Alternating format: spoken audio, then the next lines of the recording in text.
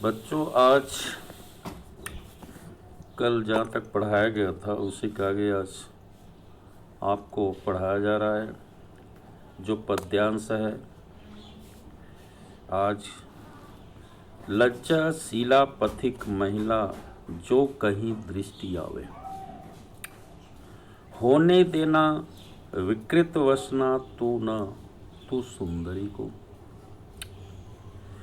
इस पद्यांश में कवि राधा पवन को दूतिका बनाकर कृष्ण के पास भेजते हुए कहती है कि उसे मार्ग में मिले पथिकों का उपकार करते हुए जाने की प्रेरणा देती है और अपने दुख में भी उन्हें अन्य लोगों के दुख की भी चिंता है।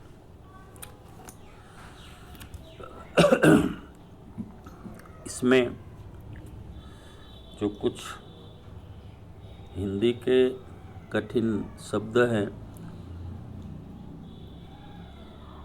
पथिक अर्थात मुसाफिर यात्री, विकृत वसना अर्थात वस्त्र को अस्त्र व्यस्त करना या उड़ाना, श्रांति थकान, मलानता मलिनता, कृषक लड़ना अर्थात किसान की स्त्री, तप्त दुखी भूतांगना स्त्री। ये इसके कठिन शब्द थे जिनका अर्थ मैंने बता दिया। इसके बाद कवि कहता है कि लज्जाशीला पथिक महिला जो कहीं दृष्टि आवे, होने देना विकृत वसना तू ना तू सुंदरी को। कृष्ण की विरह अग्नि में जलती हुई राधा पवन दूतिका को समझाती हुई कहती हैं कि हे पवन, यदि तुझे मार्ग में कोई लाजवंती या लज्जा सी युक्त स्त्री दिखाई दे तो उसके वस्त्रों को इधर उधर मत बिखेरना अर्थात मत उड़ाना। जो थोड़ी सी श्रमित हो गोद ले श्रांति खोना, होठों की और कमल मुख की मलानताएं मिटाना। यदि वह थोड़ी सी थकी हुई लगे तो उसे अपनी गोद में लेकर उसकी थकान को मिटा देना और साथ ही साथ उसके होठों और कमल के समान दिखने वाले उसके मुख की मलिनता को दूर कर देना अर्थात उसकी मलिनता को हर लेना। उसके बाद कोई क्लांता कृषक लड़ना खेत में जो दिखावे, धीरे धीरे बरस उसकी क्लांतियों को मिटाना। राधा पवन से ये भी कहती हैं कि यदि तुम्हें मार्ग में खेत में काम करने वाली कोई थकी हुई स्त्री दिखाई दे तो धीरे धीरे परस उसकी क्लांतियों को मिटाना। तुम धीरे धीरे उसके पास पहुंच करके अपने स्पर्श से उसकी थकान को मिटा देना। जाता कोई जलधि यदि यो व्योम में तो उसे ला, छाया द्वारा सुखित करना तप्त भूतांगना को। साथ ही साथ आकाश में बादल के दिखाई देने पर उसके पास जा करके उसके पास उसे लाकर उसकी छाया के द्वारा उस थकी हुई स्त्री को शीतलता प्रदान करना और उसे आराम पहुंचाना अर्थात तुम उसे छाया प्रदान करके उसके शरीर को शीतल बना देना। बच्चों, आपने यह जाना इस पद्यांश में कवि ने विरहणी राधा को पर पीड़ा से व्यथित अर्थात दूसरों की भी पीड़ा से व्यथित दिखाया गया है। इसमें भी जो रस है वियोग श्रृंगार ही है। रूपक पुनरुत्प्रकाश एवं मानवीकरण अलंकार का प्रयोग है, गुण प्रसाद है और शब्द शक्तियां जो है इसमें अभिधा है। इसके बाद जो अगला पद्यांश है, जाते जाते पहुंच मथुरा धाम में उत्सुकता हो, ये पद्यांश है। इस पद्यांश में भी कुछ कठिन शब्द हैं, जैसे न्यारी, सुंदर, वर श्रेष्ठ, मेरु सुमेरु पर्वत या पर्वत समान ऊंचे आभा वाले, प्रकाशित, अर्क सूर्य, कीमा अथवा रुचिर मनोहर। जाते जाते पहुंच मथुरा धाम में उत्सुकता हो, इस पद्यांश में भी कवि ने राधा पवन को मथुरा भेजने से पूर्व वहाँ के भव्य मंदिरों की शोभा का बखान करती हैं अर्थात उसका वर्णन करती हैं। जाते जाते पहुंच मथुरा धाम में उत्सुकता, न्यारी शोभा वरनगर को देखना, मुग्ध होना। कवि राधा के माध्यम से कहता है कि हे पवन, कृष्ण के पास पवन को भेजने के क्रम में राधा उसे कहती हैं कि मथुरा नगरी की शोभा अद्भुत है अर्थात विचित्र, अनोखा है। वहां पहुंच करके तुम स्वयं ही उसकी सुंदरता को देखने के लिए ललायित हो जाओगे अर्थात स्वयं उस मथुरा नगरी की शोभा को देखने के लिए तुम्हारे अंदर इच्छा जागृत हो जाएगी। तुम होवेगी चकित लख के मेरु से मंदिरों को, आभा वाले कलश जिनके दूसरे अर्क से। किंतु ऐसे में तुम अपनी उत्सुकता पर रोक मत लगाना, बल्कि नगरी की उस अनुपम शोभा को देखकर उस पर मुग्ध होना। तुम सूर्य के समान चमकते हुए कलश अर्थात घड़े से युक्त, कलशों से युक्त सुमेर पर्वत जैसे ऊंचे ऊंचे भव्य मंदिरों को देखकर विस्मृत रह जाओगी।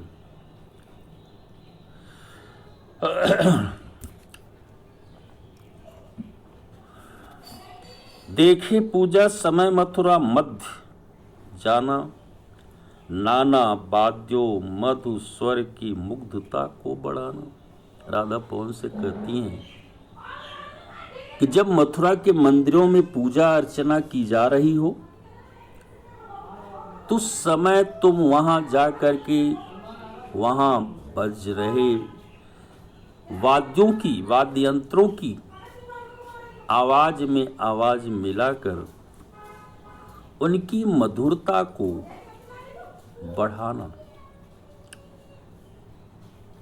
अन्यथा अपनी रुचि से किसी वृक्ष के शब्द रूपी फलों के स्वरों को सुन करके मुग्ध हो अपने मधुर स्वर से उसका साथ देना। क्यों लेके रुचिर तरु के शब्दकारी फलों को धीरे धीरे मधुर रव से मुग्ध हो बजाना।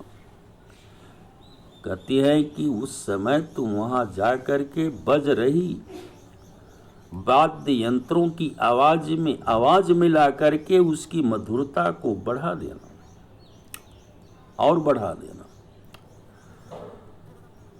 अथवा अपनी रुचि से किसी भी वृक्ष के शब्द रूपी फलों के स्वरों को सुनकर मुग्ध हो अपने मधुर स्वर से उसका साथ देना। इस पद्यांश में आपने यह अनुभव किया, यह जाना कि इस पद्यांश में मथुरा के भव्य मंदिरों का गुणगान किया गया है। इसमें शांत रस है। पुनोक्त प्रकाश, उपमा और अनुप्रास अलंकारों का प्रयोग है। उसके बाद जो अगला पद्यांश है, तू देखेगी जलद तन को जा वहीं तदगता हो। इस पद्यांश में भी कुछ कठिन शब्द हैं, जैसे तदगता माने तल्लीन, लोने सलोने सुंदर, ज्योति उत्कीर्णकारी प्रकाश बिखेरने वाले, वर वदन सुंदर मुख सौम्यता सुंदर, सिक्त माने सींचे हुए सुधा अमृत, कठ कमर, फवीला अर्थात सुंदर दिखने वाला, अलक माने केस या बाल, नवल नया प्रभा प्रकाश, ये शब्द हैं। इसके शब्दों के अर्थ हैं। इस पद्यांश में कवि ने पवन को दूत के रूप में मथुरा भेजने के क्रम में राधा उसे श्री कृष्ण की पहचान बताती है। तू देखेगी जलद तन को जा वहीं तदगता हो। राधा पवन से कहती हैं कि मथुरा जाने पर तुम बादलों जैसे श्यामल वर्ण वाले कृष्ण को उन्हीं में तल्लीन हो करके देखोगी, और उनकी जो सुंदर आंखों में प्रकाश निकल रहा होगा, उनकी सुंदर आंखों से प्रकाश निकल रहा होगा, होगी लोने नयन उनके ज्योति उत्कीर्णकारी, उनके नेत्रों से प्रकाश निकल रहा होगा। उनके सुंदर सौम्य मुख को देख ऐसा प्रतीत होगा जैसे वहाँ कोई मनोहर सौम्य मूर्ति हो, सुंदर मूर्ति हो। मुद्रा होगी बरबदन की मूर्ति सी सौम्यता। उनके सुंदर जो मुख हैं, वो सौम्य मुख को देखकर तुम्हें ऐसा प्रतीत होगा, ऐसा अनुभव होगा कि जैसा कोई मनोहर सौम्य मूर्ति प्रस्तुत हो। सीधे साधे वचन उनके सिक्त होंगे सुधा से। तुम्हें उनके बोले अर्थात उनकी जो वाणी होगी, बोल शब्द जो होंगे, वो अमृत से सींचे हुए से प्रतीत होंगे, अर्थात उनकी जो वाणी होगी अत्यंत मधुर होगी। नीले फूले कमल दल सी गात की श्यामता है। ये पवन दूत क्या, उनका जो शरीर नीले खिले हुए कमल के समूह के सदृश सांवला और मनोरम होगा, आकर्षक होगा। नीले फूले कमल दल सी गात की श्यामता है। हे पवन दूतिका, उनके शरीर नीले खिले हुए कमल के समूह के समान सांवला और मनोहर होगा। पीला प्यारा वसन कट में पहनते हैं फवीला। वह अर्थात श्री कृष्ण जो हैं कमर पर पीतांबर अथवा पीले वस्त्र को पहनते हैं, जो अति शोभायमान लगता है। उनके छूटी काली अलक मुख की कांति को है बढ़ाती। उनके बालों से लटकी लटें अर्थात जो बाल हैं उनके मुख की शोभा को और ही बढ़ा देती हैं। उनके बालों से लटकी हुई लटें उनके मुख की शोभा को या सौंदर्य को और ही बढ़ा देती हैं।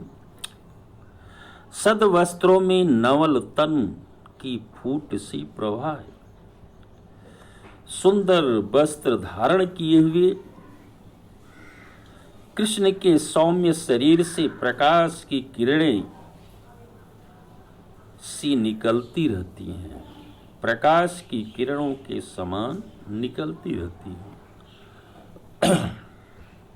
सुंदर वस्त्र अर्थात भगवान श्री कृष्ण अपने शरीर पर सुंदर वस्त्र धारण किए हुए हैं और उनके शरीर के जो सौम्य शरीर से प्रकाश की किरणों सी माने प्रकाश की किरणों के समान निकलती रहती हैं।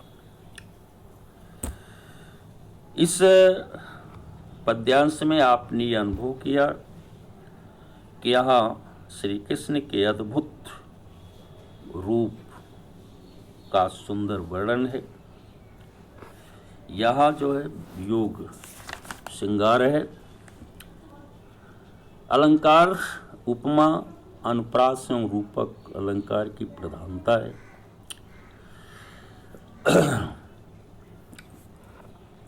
इसके बाद कुछ प्रमुख पद्यांश हैं जिनके आधार पर कुछ प्रश्न हैं और वह प्रश्न इस प्रकार से हैं। लज्जाशीला भूतांगना पद्यांश में पहला प्रश्न, राधा पवन दूतिका से राह में पथिकों के साथ कैसा व्यवहार करने को कहती है। राधिका पवन दूतिका से मार्ग में पथिकों के साथ कैसा व्यवहार करने को कहती हैं। दूसरा है, राधा ने पवन दूत को पथिक किसान स्त्री के ऊपर किसके द्वारा छाया प्रदान करने को कहा है। तीसरा प्रश्न है, प्रस्तुत पद्यांश में कवि ने किसके वार्तालाप के बारे में लिखा, किसके वार्तालाप के बारे में लिखा है। चौथा प्रश्न है, राधा जी पवन को क्या समझाती हैं। पांचवा प्रश्न है, कमल मुख में कौन सा अलंकार है। उसके बाद जो अगला महत्वपूर्ण पद्यांश है, तू देखेगी से लेकर सी प्रभा है। इस पद्यांश के आधार पर प्रश्न है। इसमें पहला, राधा पवन दूतिका को क्या पहचान बताती हैं। दूसरा प्रश्न है, श्री कृष्ण के नेत्रों की शोभा कैसी है। तीसरा प्रश्न है, श्री कृष्ण काटी में अर्थात कमर में कैसा वस्त्र धारण करते हैं।